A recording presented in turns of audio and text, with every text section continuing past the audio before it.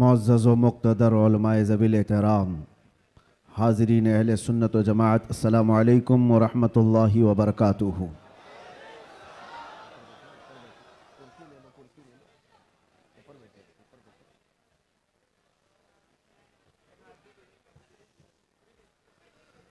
الحمدللہ الحنان المنان الذي خلق الإنسان وعلمه البيان، والصلاة والسلام على رسوله سيد الإنس والجان وعلى آله وأصحابه ذوي الخير والإحسان، أما بعد فأعوذ بالله من الشيطان الرجيم، بسم الله الرحمن الرحيم.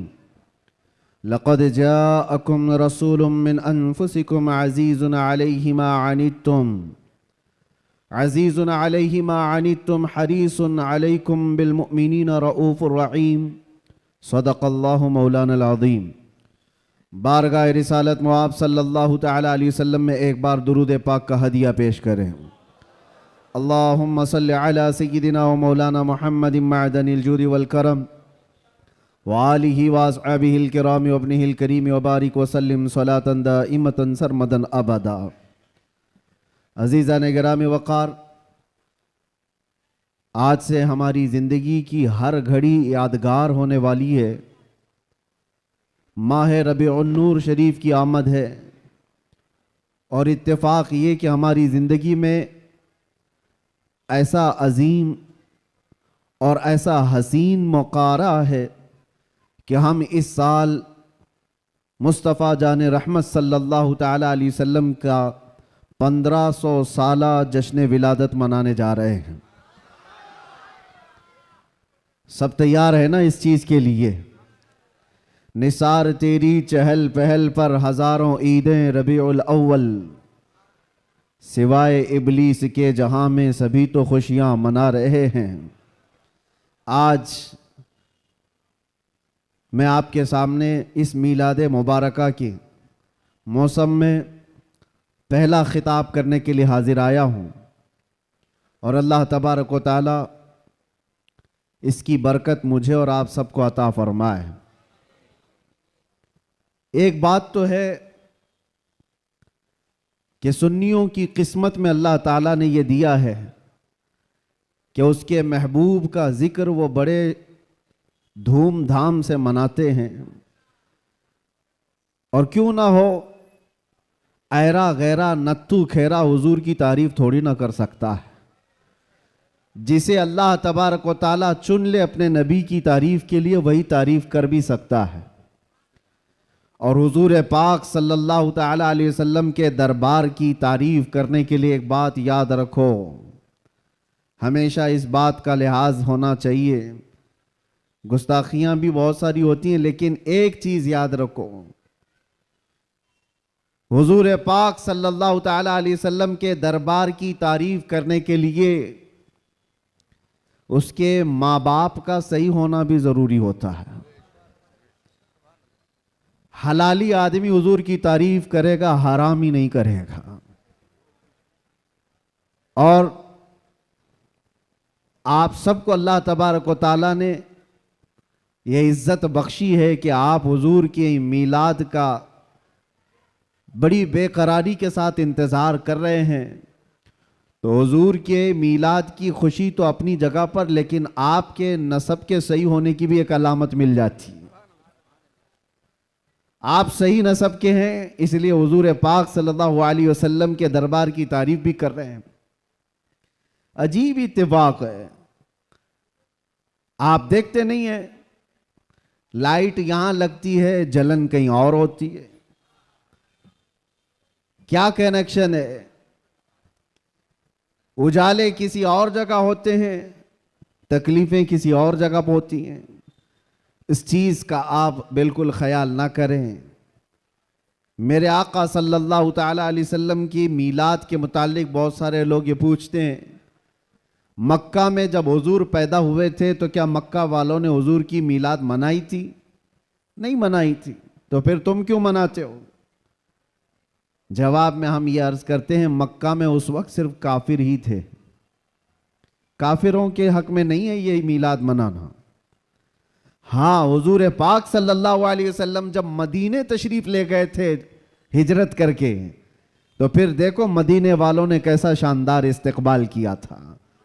جب حضور اکرم صلی اللہ علیہ وسلم تشریف لائے تھے، گلی کوچوں سے نکلے ہوئے مدینہ طیبہ کے ہر گھر سے چھوٹی چھوٹی بچیاں بھی دف بجاتے ہوئے کیا یہ نہیں گنگناتی تھیں؟ طلع البدر علینا من ثنیات الوداع وجب الشکر علینا ما دعا للہ داعی۔ یہ کلمات آج بھی پوری دنیا میں گونج رہے ہیں۔ یہ کس کے کلمات ہیں؟ یہ مدینے والوں کے کلمات ہیں جو اپنے آقا کی آمد کی خوشی میں گنگنائے تھے۔ اسی لیے اگر کوئی یہ کہتا ہے کہ مکہ والے حضور کی میلاد نہیں منائے تھے، تو ہم کہتے ہیں تجھے مکہ والے مبارک ہو، ہمیں مدینے والے مبارک ہیں۔ مدینے والوں نے تو حضور پاک صلی اللہ علیہ وسلم کی آمد کا شاندار استقبال کیا تھا، تو جس کی قسمت میں مکہ کے کافر آئے وہ جانے، ہماری قسمت میں مدینے کے محبت والے آئے، اللہ کا فضل و احسان ہے۔ اللہ کرے کہ آخری سانس تک مدینے والوں کی اقتداء کرتے ہوئے رہیں۔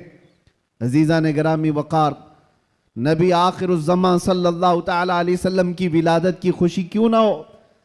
مجھے حیرت ہوتی ہے آج پوری دنیا میں سعودی سے لے کر دبئی ہو، بحرین ہو کہ قطر ہو، یا جتنے بھی بنام مسلمان ممالک ہیں، ان سب کے ہاں بھی یہ کلچر عام ہے، بادشاہ ہو کہ اس کا چور بیٹا ہو یا کسی اور کا ڈاکو بیٹا ہو، لیکن جس دن پیدا ہوتا ہے اس کا ہیپی برتھ ڈے تو بڑے دھوم دھام سے منایا جاتا ہے۔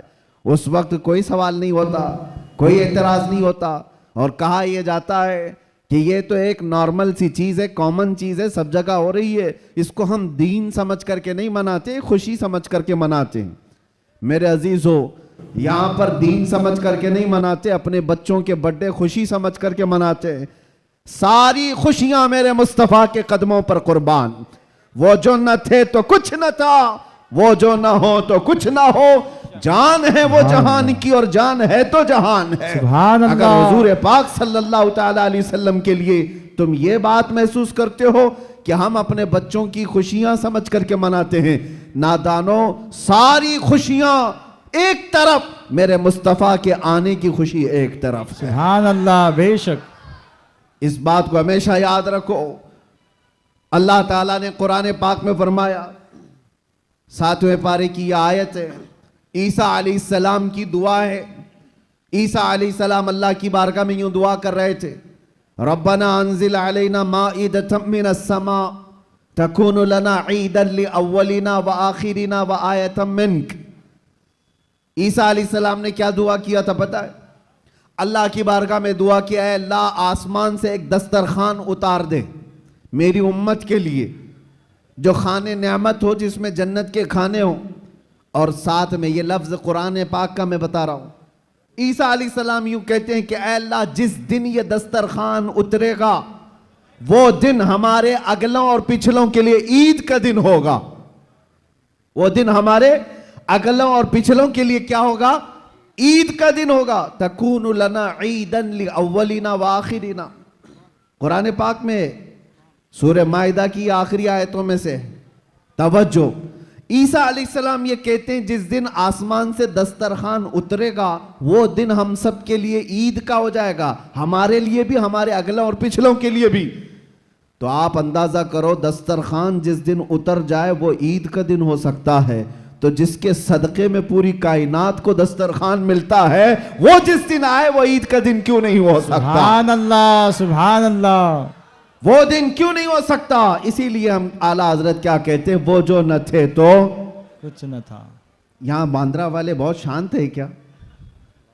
طاقت و قوت کے ساتھ، بیداری کے ساتھ ہیں کہ نہیں آپ لوگ؟ وہ جو نہ تھے تو کچھ نہ تھا، اور وہ جو نہ ہو تو کچھ نہ ہو۔ یاد رکھو میرے عزیزو، حضور پاک صلی اللہ تعالی علیہ وسلم کے صدقے میں یہ ساری چیزیں۔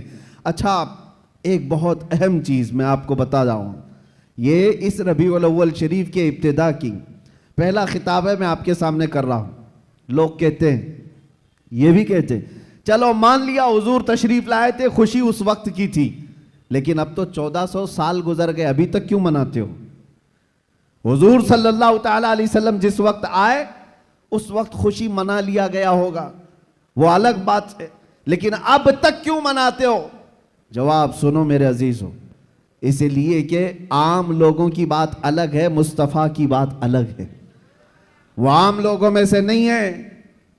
اس پوری کائنات میں میں ایک مثال آپ کو دیتا ہوں، چاہے ہمارے اس سٹیج کی مثال لے لو، اس پنڈال کی لے لو، یا کسی کی شادی کی مثال۔ کسی کے ہاں شادی ہو رہی ہے، آپ کے بھائی کی، بہن کی، کسی کی بھی، ہال بک کیا آپ نے، پورا سجایا، لائٹ لگایا اور بہت کچھ آپ نے سجاوٹ کے ساتھ، کرسی رکھی، ممبر سجایا، دعوت دیا، براتیوں کو بلایا، اور اس کے بعد ہوا کیا؟ شام تک یہ محفل چلتی ہے، یا ممبئی میں رات کی شادیاں ہوتی ہیں۔ جب محفل ختم ہو جائے تو ساری چیزیں اٹھا لی جاتی ہیں، یعنی جو سجایا گیا تھا وہ سب اٹھا دیا جاتا ہے، کرسیاں بھی ہٹ جاتی ہیں، باراتی بھی چلے جاتے ہیں، کمکمے لگے تھے، لائٹنگ لگی تھی، جھومر لگے تھے، وہ سب نکال لیا جاتے ہیں۔ پوچھو ہال والے سے، کیوں؟ میاں وہ دولہے کے لیے سجایا گیا تھا، شادی اس کی تھی، دولہا آیا اور دولہے کے آنے سے پہلے باراتی بھی آئے، لیکن محفل جب ختم ہو گئی، نکاح ہو گیا، دولہا جب چلا گیا تو لائٹنگ بھی اٹھا لی گئی، کرسیاں بھی ہٹا دی گئی، سجاوٹ بھی نکال دی گئی، اور حال بے حال ہو جاتا ہے، ختم ہو گیا۔ یہ ایک مثال دے رہا ہوں، دنیا میں ایک دستور ہے یا نہیں؟ جس کے ہاں بھی شادی بیاہ وغیرہ کچھ ہو، جس کے لیے سجایا جاتا ہے، جب تک وہ بیٹھا ہے تب تک کی سجاوٹ ہے، اور دولہا جب چلا جائے تو سجاوٹ نہیں رہتی، نکال دی جاتی ہے۔ ایک دن زیادہ سے زیادہ دوسرے دن ہو سکتا ہے، پنڈال بھی ہٹا دیے جاتے ہیں۔ یہ مثال ذہن میں رکھو اور پھر اس کائنات کو دیکھو، یہ کائنات کس کے لیے سجائی گئی ہے؟ یہ زمین کا بچھونا کس کے لیے تھا؟ یہ آسمان کس کے لیے تانا گیا تھا؟ اس میں جھلملاتے ہوئے ستارے اور چاند سورج کس کے لیے بنائے گئے تھے؟ خود حدیث پاک میں ہے، اللہ کے نبی فرماتے ہیں، یہ رب تعالیٰ کا فرمان ہے، لولاک لما خلقت الدنیا والافلاک والارضین، اے رسول اگر آپ کو پیدا کرنا نہ ہوتا تو نہ میں زمین بناتا، نہ آسمان بناتا، نہ اس کائنات کو بناتا۔ پتہ یہ چلا کہ جو کچھ بھی بنا ہے وہ مصطفیٰ کے لیے بنا ہے، وہ جو نہ تھے تو اور وہ جو نہ ہو تو۔ زمین کا بچھونا میرے مصطفیٰ کے لیے بچھایا گیا، آسمان کی یہ نیلگون چادر مصطفیٰ کے لیے تانی گئی، اس میں سجاوٹ، چاند سورج تارے یہ سب سجائے گئے، اور پھر 1,24,000 کم و بیش انبیاء براتی بن کر کے تشریف لائے۔ ہر آنے والا نبی مصطفیٰ کے آنے کے قصیدے پڑھتا تھا، بعد آنے والے آخری نبی کی بشارتیں دیتا تھا۔ اب سنو میرے عزیزو، یہ درختوں کی سجاوٹ، یہ سمندروں کی لہریں، یہ ندیوں کی بہاریں، اور جو کچھ بھی دنیا میں سجاوٹ ہے، پتہ تو یہ چلا یہ مصطفیٰ کے لیے ہے، یہ حضور کے لیے سجایا گیا۔ انبیاء کی یہ بارات آئی 1,24,000 کم و بیش، وہ آخری نبی کے آنے کی بشارت سنانے کے لیے آتے رہے۔ بات تو صحیح ہے، سب کچھ بنا مصطفیٰ کے لیے۔ اب وہ کائنات کا دولہا آمنہ کی گود میں 12 ربیع الاول کو تشریف لاتا ہے، وہ کائنات کا آقا و مولا مکہ میں 53 سال گزارا، مدینہ طیبہ میں 10 سال گزارا۔ اب جیسے کہ میں نے دستور کے اعتبار سے مثال دے کر کے دنیا میں بتایا تھا، 63 سال کی عمر ہونے کے بعد رسول پاک صلی اللہ تعالیٰ علیہ وسلم اس دار فانی سے رخصت ہو جاتے ہیں، چلے گئے، ہماری آنکھوں سے پوشیدہ ہوئے۔ اب دنیا کا یہی تو سوال ہے، لوگوں کا یہی تو سوال ہے کہ جب نبی پاک تشریف لائے تھے اس وقت میلاد کی خوشی منا لی گئی، ہو گیا، ابھی تک کیوں مناتے ہو؟ 1400 سال گزر گئے، ابھی تک کیوں مناتے ہو؟ ان کے جواب کے لیے میں نے اتنی ساری تمہید باندھی ہے۔ ان کو یہ کہتا ہوں، یہ دنیا کی مثال الگ ہے، جب دولہا اٹھ کر کے چلا جاتا ہے تو سجاوٹ بھی ختم ہوتی ہے۔ ہم نے دیکھا زمین ابھی بھی باقی ہے، آسمان ابھی بھی باقی ہے، چاند سورج کی روشنیاں ابھی بھی جھلملا رہی ہیں، نہ درخت کم ہوئے، نہ سمندروں کی لہریں کم ہوئی، نہ دریاؤں کی طغیانیاں۔ اس کائنات کی رنگ و روشن اور جو بھی چمک ہے اسی طرح برقرار ہے۔ پتہ کیا چلا؟ چاند سے پوچھو، ستاروں سے پوچھو، سورج سے پوچھو، زمین و آسمان کے اس پورے تانے بانے کو پوچھو، ابھی تک تم کیوں باقی ہو؟ دولہا تو چلا گیا، دولہے کے لیے جو چیز سجائی جاتی ہے جب دولہا جاتا ہے تو سجاوٹ بھی چلی جاتی ہے۔ ان سے پوچھو ابھی تک تم کیوں باقی ہو. زمین بھی تمہیں تھپڑ مار کر کہے گی, آسمان بھی پکار کر کہے گا, نادان تو کیا سمجھتا ہے, اس رسول پاک کو چلے گئے نہیں گئے, تو زندہ ہے واللہ, تو زندہ ہے واللہ, میری چشم عالم سے چھپ جانے والا. سبحان اللہ, سبحان اللہ. نعرہ تکبیر, نعرہ رسالت, سرکار کی آمد, سرکار کی آمد.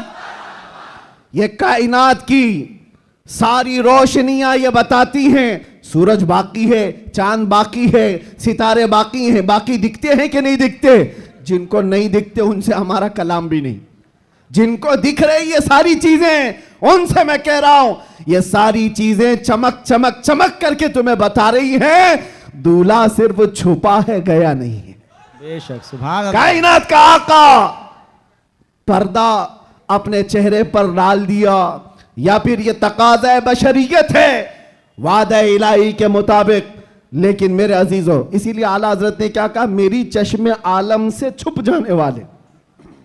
چشم عالم سے چھپا ہے, اس کا مطلب یہ نہیں ہے جیسے دنیا کا دولہا اٹھ کر کے چلا گیا تو سجاوٹ بھی چلی جائے گی. یہ کائنات کا آقا و مولا آج بھی مدینہ طیبہ سے وہ سلطنت چلا رہا ہے جس کو کہتے ہیں. میرے عزیزو, آج تک ہمارے دلوں پر, ہماری روحوں پر کوئی دوسرا راج نہیں کر سکا. وہ کوئی اور ہوں گے جو کسی کے آگے پیچھے گھومتے ہوں گے, لیکن سچ بتاؤں کروڑوں مسلمانوں پر آج بھی جس کی حکمرانی ہے اس کو کہا جاتا ہے آئی نئی حکومت سکہ نیا چلے گا.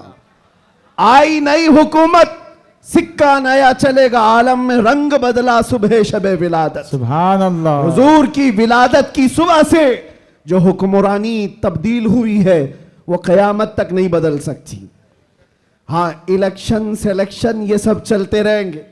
روحوں پر اور دلوں پر جس کی حکمرانی ہے وہ تاجدار مدینہ صلی اللہ علیہ وسلم کی ہے, آقا کونین کی ہے.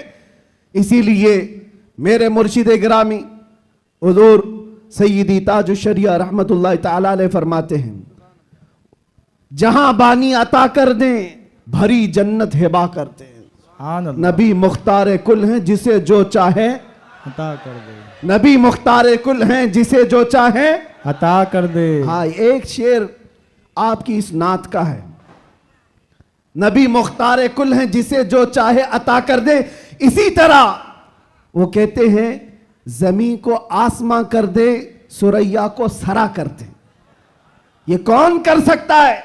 جس کو اللہ نے وہ حکمرانی عطا کی ہو, وہ بادشاہی عطا کی ہو. ہمارا بادشاہ وہ تاجدار مدینہ صلی اللہ علیہ وسلم کی ہی ذات سے ہمارے.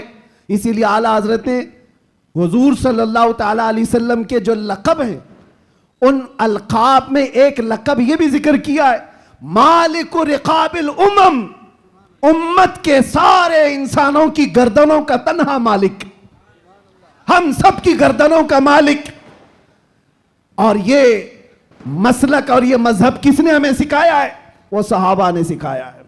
سب کچھ لٹایا حضور کے دربار میں اور یہ کہا جان دی ہوئی اسی کی تھی, حق تو یہ ہے کہ حق ادا نہ ہوا.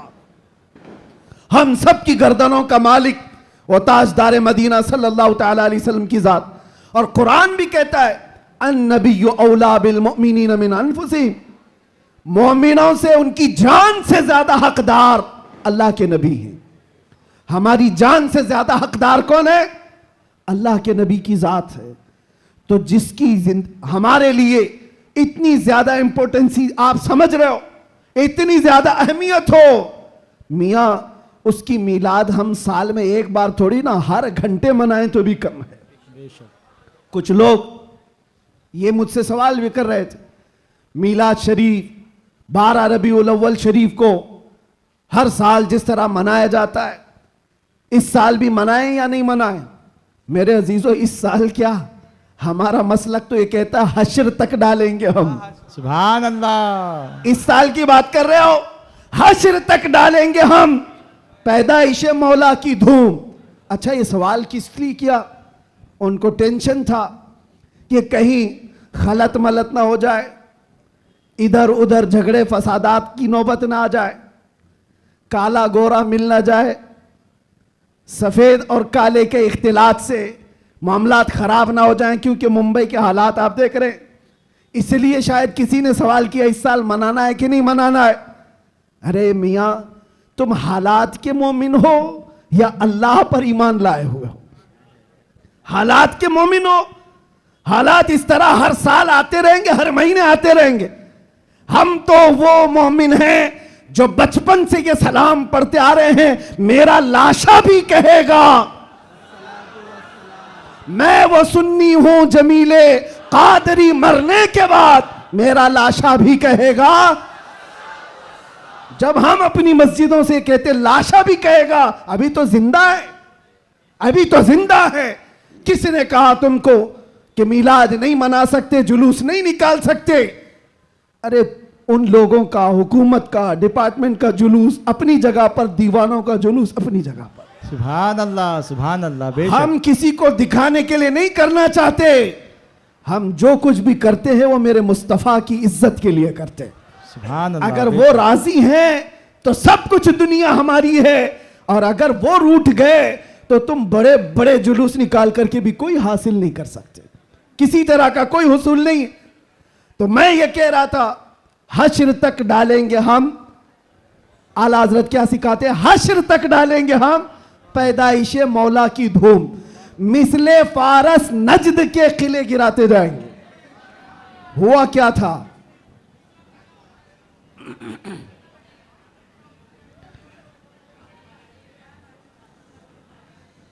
کوئی بات نہیں, مجھے پتا ہے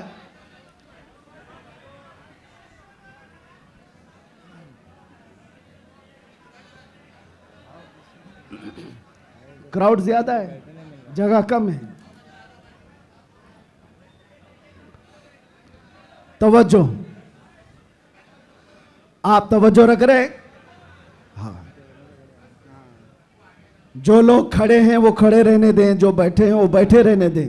اتنا اپنے ذہن میں, اپنے تصور میں سجا کر کے چلیں کہ مصطفیٰ کریم صلی اللہ تعالیٰ علیہ وسلم جسے جہاں چاہے وہاں بٹھائیں گے, اور جسے جہاں چاہے وہاں کھڑا کریں گے. لبیک یا رسول اللہ, لبیک یا رسول اللہ, لبیک یا رسول اللہ, لبیک یا رسول اللہ. ہوا کیا تھا؟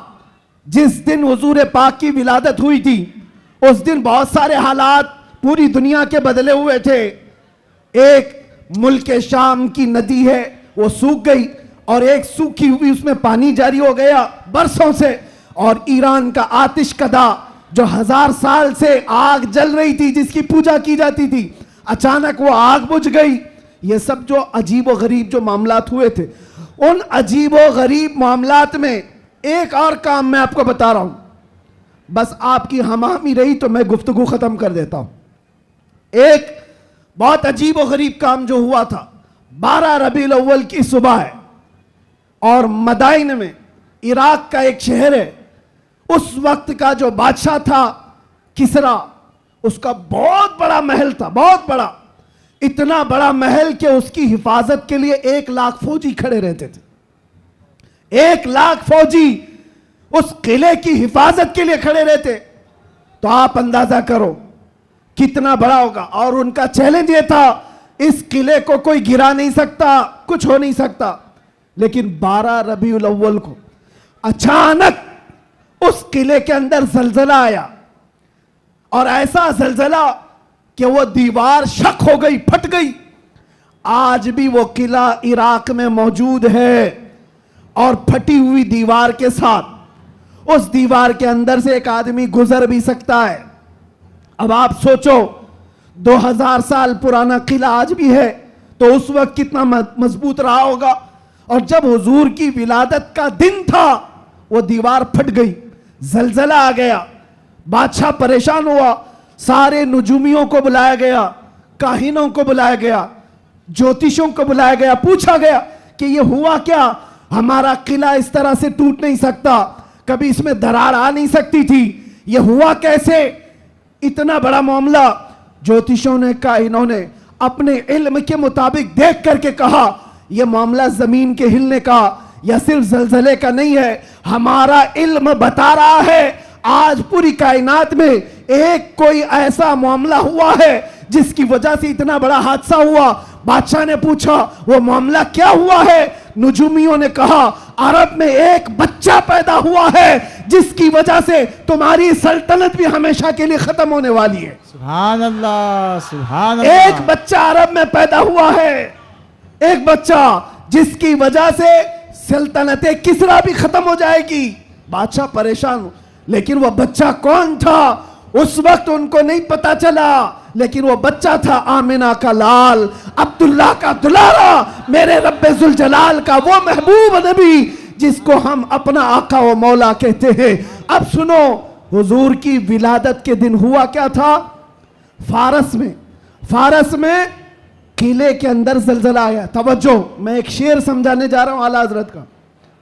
فارس اس علاقے کو کہتے ہیں جو پورا ایران عراق اس وقت تھا.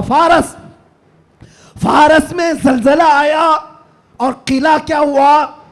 شک ہوا اور دیوار پھٹ گئی. اب سنو، وہ ایک بار ہوا تھا جب حضور کی ولادت ہوئی تھی 12 ربیع الاول. فارس کا قلعہ پھٹ گیا. اب اعلیٰ حضرت کہتے ہیں ایک بار قلعے کے اندر دیوار میں درار آئی تھی حضور کی ولادت کی خبر سن کر کے، لیکن اب سنیوں کا حال یہ ہے حشر تک ڈالیں گے ہم پیدائش مولا کی دھوم. حشر تک، ہر سال نہیں، ہر مہینہ نہیں، ہر دن. اور جب تم نبی پاک کی ولادت کا ذکر کرو گے تو ہوگا کیا؟ اعلیٰ حضرت کہتے ہیں مثل فارس، یعنی فارس کی طرح. اب فارس کا قلعہ نہیں ہلے گا، نجد کے قلعے گراتے جائیں گے. سبحان اللہ سبحان نعرہ اللہ. تکبیر، نعرہ رسالہ،